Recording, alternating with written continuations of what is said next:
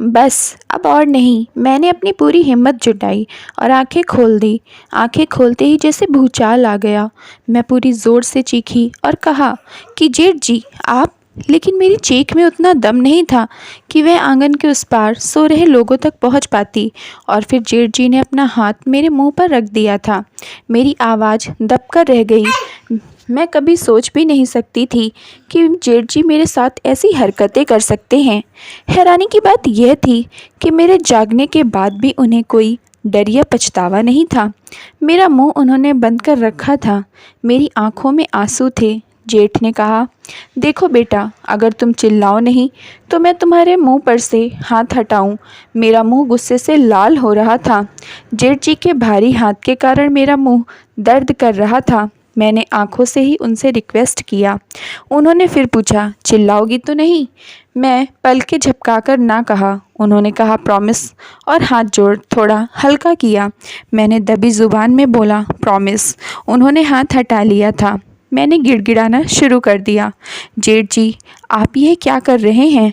मैं आपके छोटे भाई की बीवी हूँ। आप मेरे लिए पिता समान हैं। आप ऐसा मत कीजिए मेरे साथ। मुझे छोड़ दीजिए। मैं किसी से नहीं कहूँगी कि आपने मेरे साथ ऐसा किया। अच्छा ठीक है, मैं तुम्हें छोड़ दूँगा, लेकिन एक शर्त पर। मुझे आपकी सब शर्त मंजूर है। जेठ जी बस आप मुझे छोड़ दीजिए। जेठ जी बहुत शर्मिंदा लग रहे थे। बोले, देखो बेटा, मैंने ऐसा क्यों किया यह मैं बाद में बताऊंगा, तो शायद तुम मुझे माफ़ कर सको। मैंने आज तुम्हें छुआ है, लेकिन तुम नींद में थी। मैं सिर्फ 10 मिनट तुम्हारे जागते हुए तुम्हें महसूस करना चाहता हूँ। इसीलिए जो भी मैं करूँगा वह अपनी संतुष्टि के लिए करूँगा। तुम उसमें बिल्कुल शामिल ना होना। अगर तुम्हारे शरीर ने मेरा साथ दिया तो तुम शर्त हार जाओगी, और मैं समझूंगा कि यह सब तुम्हें अच्छा लग रहा है। फिर तुम वह करोगी जो मैं चाहूँगा। और अगर तुम 10 मिनट तक बगैर किसी उत्तेजना के चुपचाप लेटी रही, मैं ज़िंदगी में कभी तुम्हारे साथ यह सब नहीं करूँगा। मैं बहुत असमंजस में फंस गई थी। एक तरफ अपनी आत्मा को मारना था, दूसरी तरफ जेठ से हमेशा के लिए छुटकारा। एक बात का तो मुझे पक्का यकीन था, मैं और मेरा शरीर उनके किसी भी हरकत पर उनका साथ नहीं देंगे, क्योंकि एक तो मुझे उनसे नफ़रत सी हो गई थी और उनको यह पता नहीं लगने दिया था कि मैं जागी हुई हूँ। वैसे भी अगर मैं उनकी शर्त ना मानती तो शायद पता नहीं वह क्या करते। मुझे पता था कि मैं उनका कुछ भी नहीं बिगाड़ पाऊँगी। सब यही बोलेंगे कि बहू ही बदचलन होगी। नहीं तो जिस आदमी ने अपने परिवार की भलाई के लिए शादी नहीं की, वह भला कैसे छोटे भाई की बीवी के साथ ऐसा कर सकता है? लोग तो यह भी कह सकते हैं कि तुम्हारे परिवार के लिए उसने ज़िंदगी सौंप दी, उसके लिए तुम अपना शरीर नहीं सौंप सकी। जल्दबाजी में मुझे कुछ नहीं सूझा। मैंने कहा, मुझे मंजूर है, लेकिन आप भी प्रॉमिस कीजिए कि मेरे शर्त जीतने पर आप मुझे कभी परेशान नहीं करेंगे। जेठ जी ने मुझे पूरी तरह से अपने कंट्रोल में कर लिया था। मुझे चारों तरफ से घेर रखा था। मैंने वादे के मुताबिक अपने आप को ढीला छोड़ दिया था। जो भी करना था उनको ही करना था। बदन कह रहा था कि यह हसीन पल कभी ख़त्म ना हो, पर ज़मीर मुझे धिक्कार रहा था। अभी मुश्किल से 2-3 मिनट बीते होंगे और मैं टूटने के कगार पर थी। रमेश का ख्याल आते ही वापस अपने को संभाल लेती थी। मेरे लिए अपनी बात से वापस होना नामुमकिन था। मुझे वॉशरूम जाना था, पर मैं हिल नहीं पाई। फिर पता नहीं मुझ में कहाँ से इतनी हिम्मत आ गई। मैंने दरवाजे तक पहुंचकर अंदर से वॉशरूम का दरवाज़ा बंद कर दिया। रमेश मेरे दिमाग पर फिर से हावी थे। मैंने सोच लिया कि कम से कम आज नहीं करूँगी।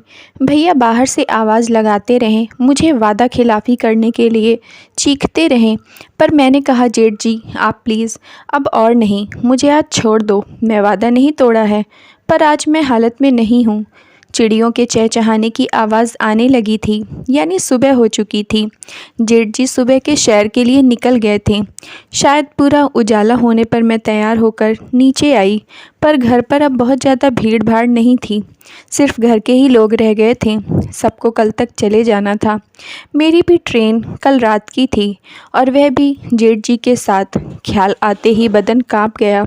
कब तक बच सकती हूँ? ट्रेन में भी रमेश फर्स्ट एसी का टिकट लेते थे, यानी 2 बर्थ वाला केबिन मिला, तो पूरी रात छोटे से केबिन में मैं और भैया परसों हम सुबह दिल्ली पहुंचेंगे और रात में रमेश की अमेरिका की फ़्लाइट है।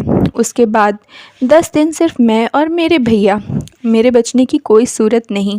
मुझे अपने शरीर से बहुत शिकायत थी। वह मेरा साथ बिल्कुल नहीं दे रहा था। हालत ऐसी थी मेरी कि जेठ जी अगर मुझे छू भी दे तो शरीर उत्तेजना से भर जाता था। जेठ जी 2 दिन पहले तक ऐसे बिल्कुल नहीं थे। अभी भी दिन में अगर हम आमने सामने होते हैं तो वह बिल्कुल नॉर्मल लगते हैं। आखिर ऐसा हुआ क्या? मैं एक एक बात याद करने शुरू की। हो सकता है उस रात मैं बहुत ज़्यादा थकी थी। दवा खाने के बाद सो गई थी बगैर कपड़े बदले। जेठ जी जब देर रात को रमेश को स्टेशन छोड़कर लौटे होंगे तो मुझे अस्त व्यस्त देखा होगा। कमरे की लाइट भी मैंने बंद नहीं की थी और मुझे बेहोश सा देखकर कुछ लालच आ गया हो छूने का। पर दूसरी बात है, भगवान, मुझे याद आया कि कहीं फिर से मैं वैसी ही हालत में तो नहीं थी। मुझे अपनी गलती का एहसास हो रहा था, लेकिन फिर मैंने सोचा चाहे जो भी हो, मैं कैसी भी हालत में क्यों ना रहूं, उनको कोई हक नहीं बनता ऐसे बहू के सामने पेश आने का। अभी इन दोनों में खोई हुई थी कि सास ने आवाज़ दी। अकेली ही बैठी थी, मुझसे इधर उधर की बात करने लगी। फिर उन्होंने बोला, बेटी, एक चीज़ मांग सकती हूँ तुमसे? जी आप आज्ञा दीजिए, मांगने की क्या ज़रूरत है? सास ने कहा, बेटी पहले तू कसम खा, तू मना नहीं करेगी। अगर तूने मना किया तो मेरा मरा मुंह देखेगी। मैंने तुरंत हाँ कर दी। बेटी, तुम लोग नए ज़माने की हो, मॉडर्न हो, तुम्हें जल्दी बच्चा नहीं चाहिए, फिगर ख़राब हो जाएगा ऐसा सोचती हो। लेकिन अब मैं ज़्यादा जीने वाली नहीं हूँ, ख़ानदान का वारिस देख कर जाना चाहती हूँ। बड़े ने शादी नहीं की, छोटा दिमाग और शरीर से अपाहिज है। अब सिर्फ रमेश है जो ख़ानदान आगे बढ़ा सकता है। लोगों ने बातें बनानी शुरू कर दी हैं। 3-3 बेटों के होते मेरा ख़ानदान अभी तक वारिस को तरस रहा है। मुझे अगले 2 महीने में बच्चे की खुशखबरी मिलनी चाहिए। तुम्हारे लिए मैंने गांव की सभी बहुओं को खाने पर बुलाया है। उनके साथ बातें करो, कुछ पूछना हो, सीखना हो, खुलकर बातें कर लेना। सब के सब या तो माँ बन चुकी हैं या माँ बनने वाली हैं। मेरे मुंह से बस इतना निकला, जी। मैं किचन की तरफ जाने लगी तो सास ने अपनी आवाज़ थोड़ी रूखी करके कहा कि बहू, बिना खुशखबरी के गांव मत आना, शहर में ही अपनी मनमानी करो। मेरे ऊपर जैसे एक और बम फट गया। अभी भैया के कारण दिमाग खराब था, अब सास ने एक और सरदर्द दे दिया। मैं बहुत दुखी थी। सास को जवाब नहीं दे सकती थी, नहीं तो बोल देती कि मैं तो खुद ही माँ बनने को मरी जा रही हूँ। लेकिन कैसे बनूँ? हम तो कुछ यूज़ भी नहीं करते। अब बच्चा नहीं ठहर रहा तो मैं क्या करूं? मैं रमेश को भी अभी टेंशन नहीं देना चाहती थी। सोचा कि अमेरिका से लौटने पर बताऊंगी। शाम की पार्टी के लिए मैं तैयार होकर आंगन में आ गई। नंद ने देखते ही कह दिया, भाभी, किस पर बिजली गिरानी है? रमेश भैया तो यहाँ है नहीं। मैं सच में बहुत सुंदर लग रही थी। क्रीम कलर की प्योर सिल्क की साड़ी, ब्लाउज़ की चिकनाहट ऐसे कि कपड़े बार बार फिसल रहे थे। गहरी लाल रंग की लिपस्टिक और बिंदी कयामत ढा रहे थे। मैंने गांव की बहुओं की खूबसूरती की बहुत तारीफ़ सुनी थी, इसलिए मैंने अपने को सजाने में कोई कसर नहीं छोड़ी थी। सास का ऑर्डर था कि मैं दुल्हन की तरह लगूं। पार्टी शुरू हो गई थी। इस गांव के लोग कहाँ से ढूंढकर बहुएं लाते हैं, एक से बढ़कर एक खूबसूरत हैं। मैं बस उनसे कपड़ों के मामले में आगे थी, क्योंकि मेरे कपड़ों की फिटिंग और सलीका का सबसे अलग और सुंदर था। सब मेरी तारीफ़ कर रहे थे। एक बहू मेरे लिए गजरा लाई थी, बालों में लगा दिया। यह सिर्फ बहुओं की पार्टी थी, सिर्फ नौकरानी ही सर्व कर रही थी। हम आपस में बातें करने लगे, हंसी मजाक करने लगे। एक ने कहा, दीदी आप कितनी लकी हो, जब आपको बच्चा होगा तो डॉक्टर घर में ही हैं। मैंने कह दिया, नहीं नहीं, मैं तो शहर में ही दिखाऊंगी किसी लेडी डॉक्टर को, वह मेरे जेठ हैं। दूसरे ने कहा, तो क्या हुआ बहन, है तो वह डॉक्टर। यहाँ जितनी भी बहुएं आई हैं सबके डॉक्टर वही हैं। और बहन, आज तक सभी की सभी नॉर्मल डिलीवरी हुई है। 1-2 बहुओं ने शहर में डॉक्टर को दिखाया ऑपरेशन करना पड़ा और बहुत तकलीफ़ उठानी पड़ी। हमारे डॉक्टर से तो दूर गांव के लोग आते हैं इलाज कराने। गांव की सबसे खूबसूरत बहू चंपा थी, जो रमेश के दोस्त कमल की बीवी थी। क्या खूबसूरती थी, कोई हीरोइन की तरह लगती थी। मैंने अपनी ज़िंदगी में इतनी खूबसूरत औरत नहीं देखी थी। 1 साल का बेटा था, पर मस्त माल लग रही थी। उसने मुझसे पूछा कि आप अकेली जा रही हैं जेठ जी के संग। मुझे अटपटा सा लगा। मैंने सिर्फ हाँ में सर हिला दिया।